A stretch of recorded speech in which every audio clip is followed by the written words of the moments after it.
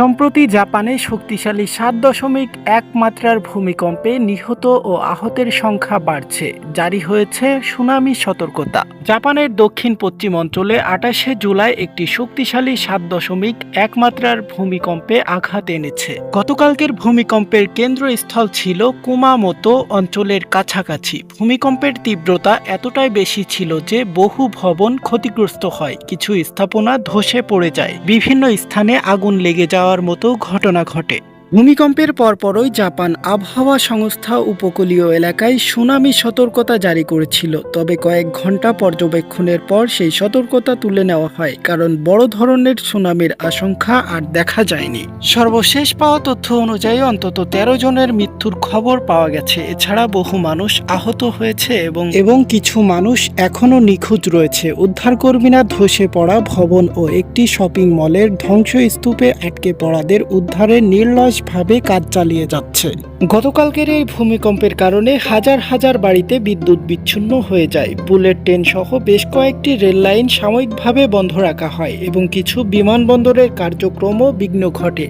নিরাপত্তার স্বার্থে কয়েকটি বড় শিল্প কারখানা সাময়িকভাবে উৎপন্ন বন্ধ রাখা হয়। জাপানের প্রধানমন্ত্রী জানিয়েছেন, সরকার সর্বোচ্চ গুরুত্ব দিয়ে উদ্ধার অভিযান পরিচালনা করছেন। সেনাবাহিনী, দমকল বাহিনী এবং জরুরি সেবার হাজারো সদস্য ক্ষতিগ্রস্ত এলাকায় মোতায়েন রয়েছে। একই সঙ্গে নাগরিকদের পরবর্তী আফটার শকের বিষয়ে সতর্ক থাকতে বলা হয়েছে। বিশেষজ্ঞদের মতে, এত বড় ভূমিকম্পের পর আরও কয়েকদিন মাঝারি থেকে শক্তিশালী আফটার শকের অনুভূতি হতে পারে। তাই ক্ষতিগ্রস্ত এলাকায় বাসিন্দাদের অপ্রয়োজনীয়ভাবে ঝুঁকিপূর্ণ ভবনে প্রবেশ না করার পরামর্শ দেওয়া হয়েছে। কি একটা অবিশ্বাস্য বিষয় না? জাপানের মতো একটা ধনী রাষ্ট্র, যার বিল্ডিং বালাখানা দেখলে চোখ জুড়ে যায়, এত বড় আধুনিকায়ন তার দেশে, এরপরেও সামান্য একটা ভূমিকম্পের কারণে কত বড় ক্ষতির মুখোমুখি হচ্ছে তারা। সর্বশেষ যাই বলো না কেন, প্রকৃতির শক্তির কাছে কিন্তু আমাদের শক্তি কিছুই না।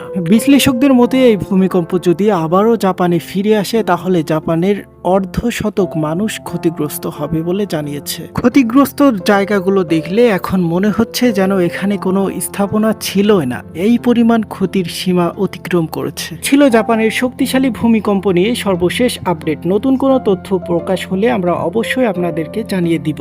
ভিডিওটি ভালো লাগলে একটি লাইক দিন, শেয়ার করুন এবং আন্তর্জাতিক খবরের সর্বশেষ আপডেট পেতে এইসে গ্লোবাল নিউজ চ্যানেলটি সাবস্ক্রাইব করতে ভুলবেন না। তো সকলেই সুস্থতা কামনা করে আজকের মতো বিদায় নিচ্ছি। সকলে ভালো থাকুন। আল্লাহ হাফেজ।